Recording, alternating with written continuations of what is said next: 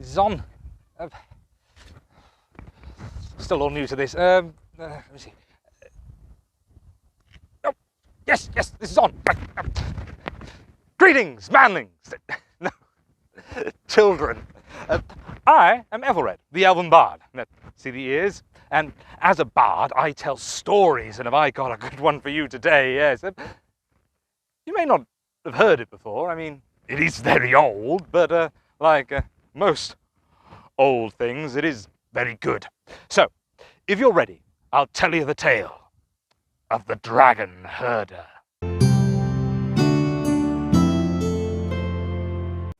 Once an age ago, when dragons roamed the wilds free, there sat a lonely dragon herder, content as can be. This herder of dragons was an Avalon elf, and mightily proud to be one himself. The time had come for new pastures green, but as he moved the beasts along, one was missing. He blew hard upon his dragon horn and waited for the call. No answer was heard upon the breeze. No, not one at all. Whilst looking high and looking low, he saw a great smoke in the valley below. The smoke came from within a dark and spooky cave. A herder stepped deep in, for he was brave. The cave ended split and headed east, where he found in a cavern his slumbering beast. But smoke from its nostrils filled up the sky. The smoke may be seen if hunters pass by. They may brace their steel and attack the young beast as they dream of the glory and their victory feast.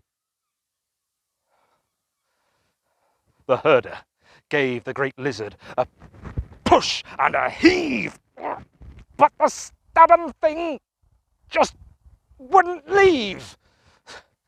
At the mouth of the cave there thundered a sound, a scrape, a clink, and a thud and a pound. The herder turned in dread, for he knew what that meant. It was the sons of man with a deadly intent. 'Twas a company of knights, there to behold, standing clad in chainmail, brazen and bold. The youngest of these was in armour most smashing. He'd shriek in dismay if ever seen not dashing. One was short and bold, squat and quite fat. His eyes were beady and greedy, much like a rat. The third was tough, rough and gruff, and clearly did lead. He stood above the others, and was primed for the deed. Don't worry, though through these beasts many knights met defeat, in we three it'll find some it cannot eat. But it's dark and dank and frigid in there, and I've only just made myself maiden fair. Corn now, you coward, or by my three ears, you'll fear me more than the beast in this lair. The knights strode in and entered the cave to seek out the dragon, to make them a name. These knights rightly followed the eastern fork, squeezing on through and popping out like a cork. They slunk oh so quiet into the dragon's lair. They approached the young beast on tiptoes with care.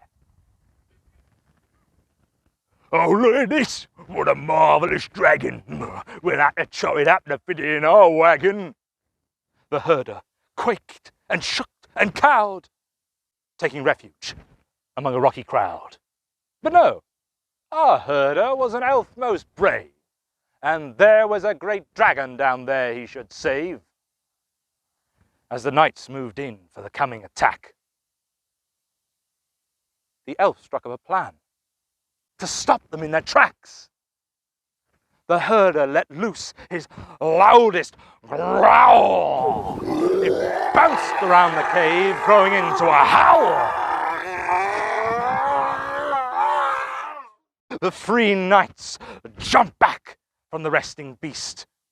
The youngest let out a shriek, to say the least. Taking heart from the fear that he could cause, the elf gave them more to give them pause. Not just growls and wild howls, much more did he give, but thunderous speech, as if the dragon's tongue did live. Who dares enter my cave? You surely have destined yourself for the grave. A dragon that speaks? I do lament, I don't know how to fight in this event. Who wakes me from my slumber, dear? I'll crack their bones as they shout with fear. We did not set out for an able-brained quarry. We'd best leave now, or we'll be sorry. Come back now, you cowardly fool. Didn't you learn anything in night school? If you think you can tangle with me, I'll have some new lessons. I'll tutor you free. The elf added a barrel of tremendous laughter, so horrid and fierce to haunt their dreams ever after.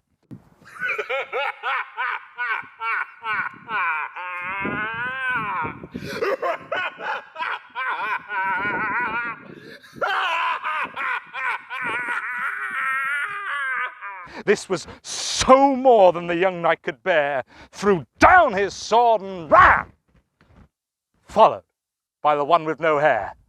This left the keenest and meanest, filled with anger and vigour. Stepping forward, he struck, hoping a battle would trigger. The dragon's great horned head rose oh so high, and opening its jaws, it let fire fly. The lonely knight started quaking with fear, then ran after his fellows, screaming, "Oh dear!" The dragon finally moved from its stony groove, revealing a bright egg. So that's why she wouldn't move. Upon that egg formed a crack, and then another to match. To the herder's great delight, that egg was to hatch.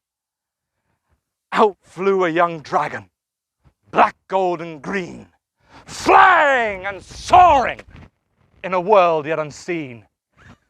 So the herder blasted his horn to the world. Finally, mother and baby rejoined the dragon herd. And you may sometimes notice, when no cloud can be seen, in the sky flies a dragon, a black, gold, and green. And often close by, may you rest assured, there'll be mother and herder and a big dragon herd. Well, I've told you one of mine. Now I want to hear yours. That's what I do. I collect tales, stories to take back to Avalon. So get imagining and get your elder there to email me at bard.elven.tales@gmail.com with your stories and ideas, and I'll give them the real bard treatment. And please, do remember to like and subscribe to this channel. It really does help. And I'll see you soon for more Bard Elven Tales.